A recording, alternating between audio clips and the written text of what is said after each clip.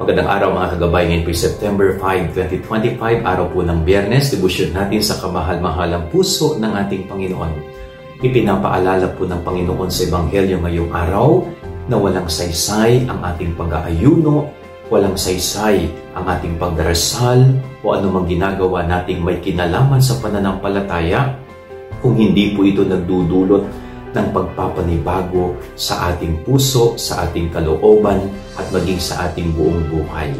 Kung wala pong nadudulot na mabuti, lalong-lalo na yung tinatawag na conversion sa ating buhay mula sa isang pangit na buhay, tungo sa isang banal at nagsisikap na magpakabuti, kung wala pong nangyayaring ganon, ay nawawalang saysay po ang mga ito. Kaya napakahalaga po ng paalala ng Panginoon na sana yung ginagawa nating mga bagay na may kaugnayan sa ating pananampalataya ay magpanibago sa ating buhay. Baguhin nito ang ating sarili. Yan ang ating gabay aral ngayong maghapon. God bless po sa inyo lahat. Pagpalain kayo ng Panginoon.